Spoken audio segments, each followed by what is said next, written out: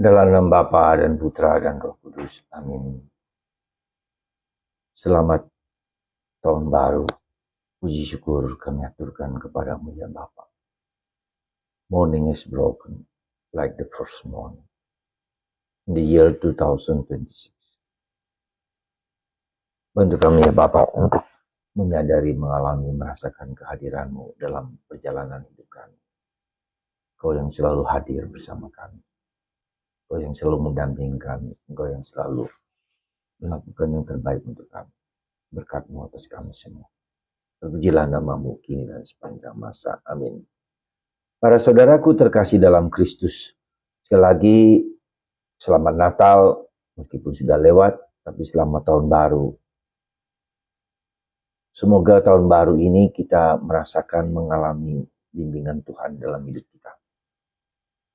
Hari ini adalah hari pertama dalam tahun 2026, di mana gereja merayakan Santa Perawan Maria sebagai Bunda Allah. Mengapa gereja mempersembahkan tahun ini sebagai tahun hari raya dan peringatan Santa Perawan Maria Bunda Allah? Gereja mengajak kita semua untuk berjalan di setiap tahun, setiap saat bersama Bunda Maria. Bersama Bunda Maria, dengan Bunda Maria, dan untuk Maria.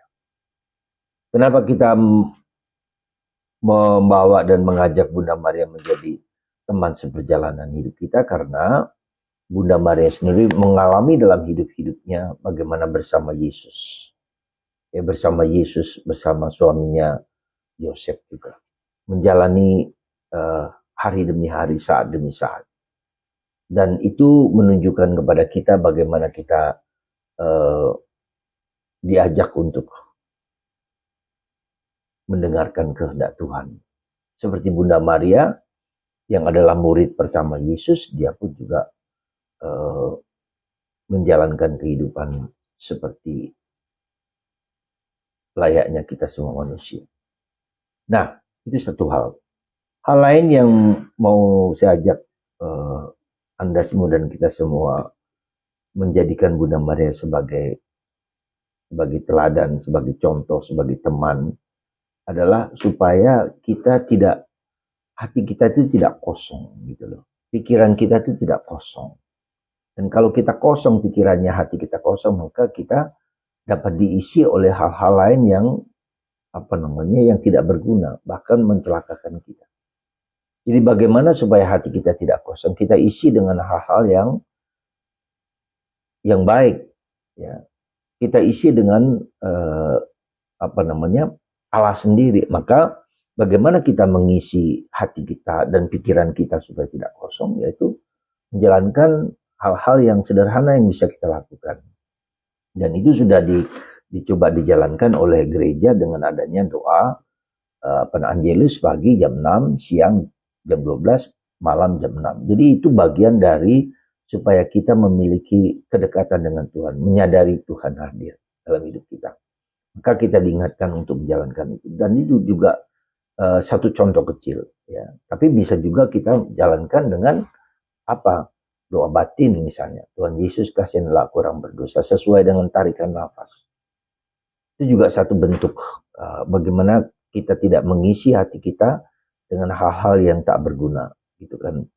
Juga kenapa saya katakan ini penting, supaya kita tahu seringkali hati kita diisi dengan kesibukan kita dengan membuka HP, ya. Tidak jelek, saya katakan bukannya jelek, tidak. Tapi seringkali itu mengalihkan, membuat kita sibuk, membuat kita terperangkap, membuat kita dikuasai oleh dorongan-dorongan yang tidak baik juga, ya. Tentu meskipun ada yang baik, tetapi tidak menjadi adiktif. Itulah yang penting. Karena dengan adiktif itu otak kita akan terpengaruh, akan terbawa oleh hal-hal yang melekat gitu loh, ya. Maka saudaraku terkasih, semoga di tahun ini saya hanya mengatakan isilah hati kita, jangan biarkan hati kita kosong.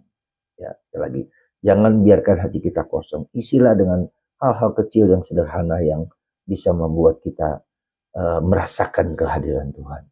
Dan ketika kita merasakan kehadiran Tuhan, maka kita bisa apa? Bisa mengalami mujizat Tuhan, karya Tuhan, hidup Tuhan dalam diri kita. Semoga Tuhan dan selalu Anda memilih yang terbaik bersama Tuhan, dengan Tuhan, bersama Maria, Bunda Maria. Tuhan berkati Anda semua. Bapa, Putra, dan Roh Kudus. Amin.